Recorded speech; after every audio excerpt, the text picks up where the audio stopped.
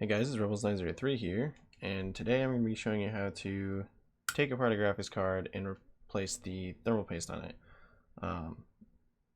So I'm not going to be doing any of the thermal pads or anything, because they should be fine still. But yeah, so this is a GeForce GTX 1060 super clocked 6GB by EVGA. So first off, you take out all the screws on the back. Let me just try to hurry this up. Now these screws are spring loaded, so be careful. Now obviously if you screw them out all the way, you won't have an issue with them flying or anything. Just don't like have them like a quarter of the way screwed in once, or else they'll probably unscrew themselves and go flying. I don't know, I've never had it happen to me, but my friend has, and he like freaked out because he lost the screw and had to order different replacement screws for it. But take out all the screws.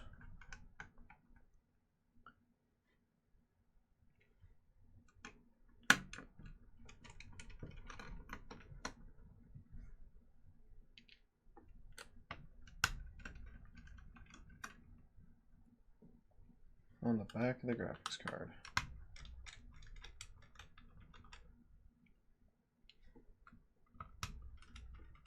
You know, some graphics cards, maybe not all the screws will go all the way through the graphics card to the heatsink, but on this one, pretty sure they do. I've taken this card apart once before. I just decided to make a video on it. But some graphics cards, they might just go to the shroud, which comes off with the heatsink, or the heatsink and the shroud will be two different parts. That's usually how it is, where the heatsink and shroud are two different parts, and sometimes the screws don't all go to that. So we're coming up on the last screw here.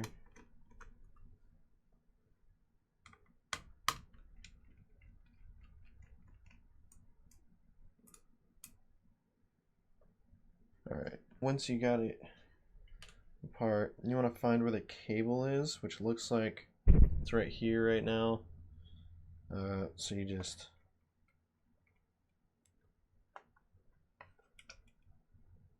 pull it off.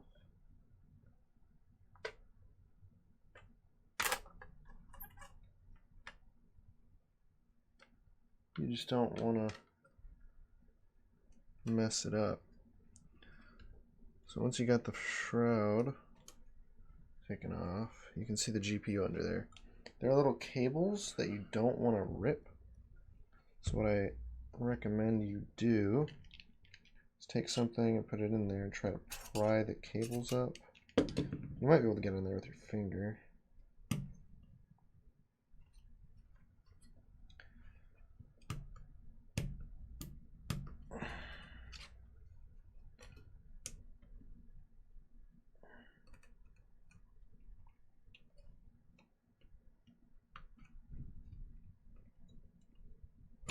There we go. That was a lot of work. So it's really nice on these EVGA cards is there's, there we go. So now we got the heatsink completely off. What's really nice about these EVGA cards, they have like these little plates right here, and they're pretty sick. This is dusty. This is really dusty. So no, it's not really dusty. I've seen dustier, but like still bothers me. Because I'm kind of like the person that like cleans up my computer like every day kind of person. So, yeah. But, yeah, after you do that, you want to take like, I don't know, paper towel, wad it up, like toilet paper, something. And you want to put either acetone or rubbing alcohol on there. And once you do that, first we're going to clean off the heatsink. I think it's real gross here.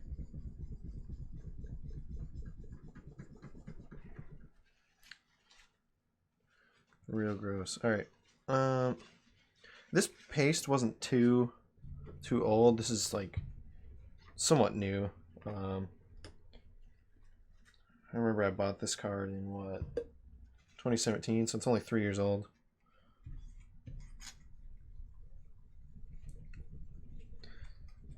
All right. Now it's gonna probably spread, but you just want to clean it off as best as you can possibly get it.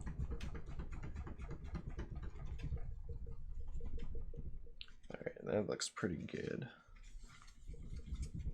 Using the dry end. Now you just want to do the same thing on the actual GPU. Let's put this here. I'm using nail polish remover because I didn't have any more rubbing alcohol left.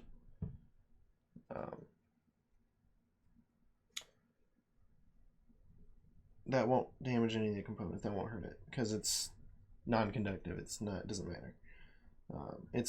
This stuff is mainly based on acetone and rubbing alcohol anyway. So, like I made sure and I read the ingredients and everything.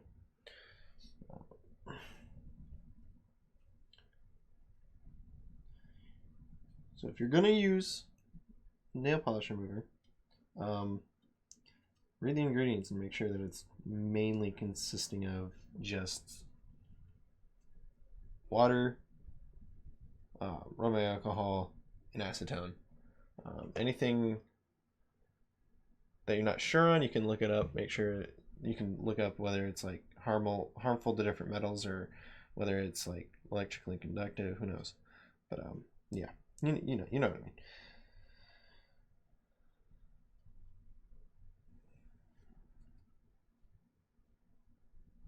There we go. So now let me get my paste. I have a little toolbox here. I have all my paste in this bag. Should we do liquid metal or should we just do paste? I'm just going to do paste. All right.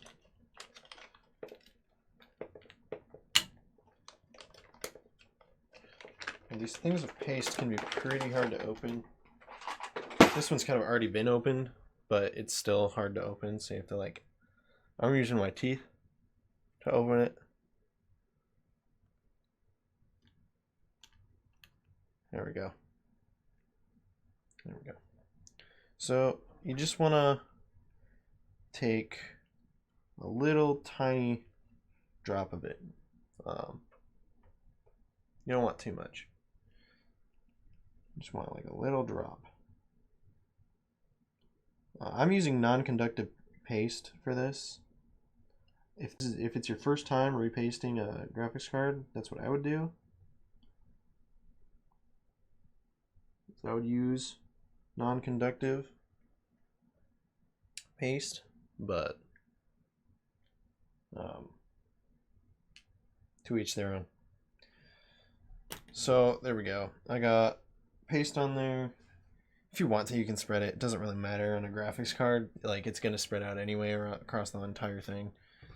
So then, after it's been undone, you can take everything, plug it back in.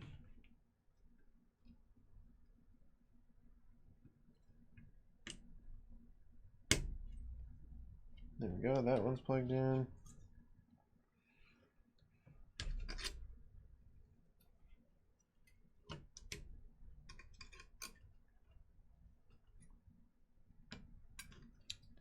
It can be kind of hard plugging stuff back in, but you're gonna want to make sure and make sure everything's plugged in though, because if it's not, fans won't work or the lights on your graphics card won't work. You want that stuff to work, don't you? So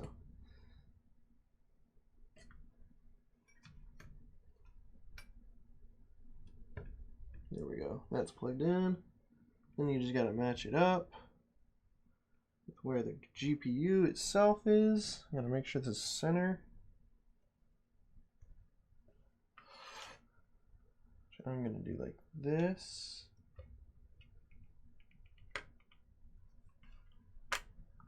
There we go. It's down. Once it's down, flip it back over. Press down where the GPU is to make sure it's coming in contact real nice and good. And then take all your screws. I like to start with the spring-loaded screws first. You just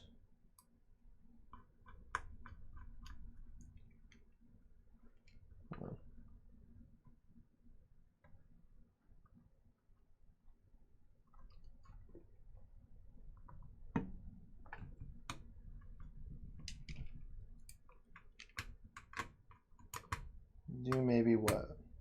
How many spins? 1, 2, 3 spins on there. Oh, that's going at an angle. I want that. Make sure all the screw holes are aligned right.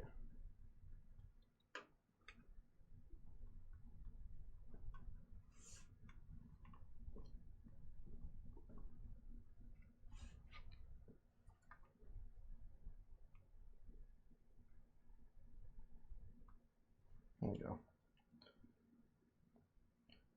You really don't want to screw it in at an angle or else you could strip the screws. So do a couple turns there. Still at an angle. Oh my god. This is really annoying. I just need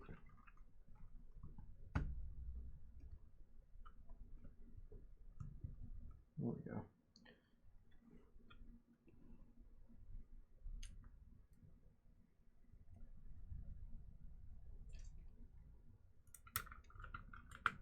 This card is very troublesome when it comes to doing this, just because there's a plate between the actual heatsink and the other stuff, so it's tedious. But I like to go screw in like 3 or 4 times on each corner.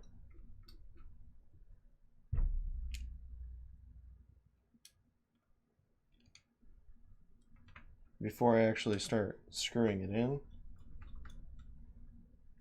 just to make sure it gets even across the entire GPU.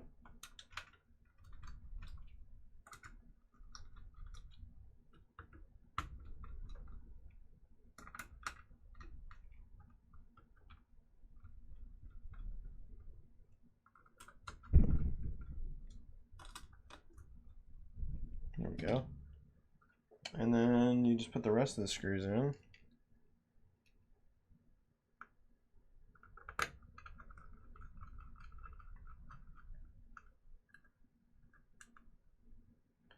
Go in, go in, go in. There it goes.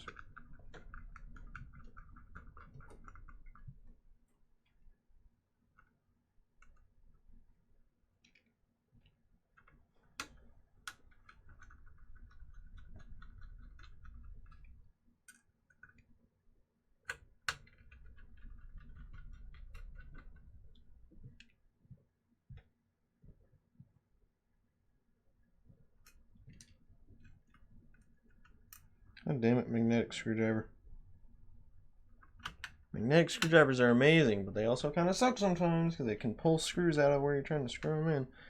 And with this one, for some reason, it doesn't like to hold on to screws really. When it holds on to screws, it holds them at like a weird angle. So my tool set's kind of jank right now for some reason. Go into the fucking thingy. Go in the fucking thingy. Right, there we go. God damn it, it fell off the screwdriver. You know, they made these screwdrivers like magnetic, right? And they don't even hold screws. It's really bad.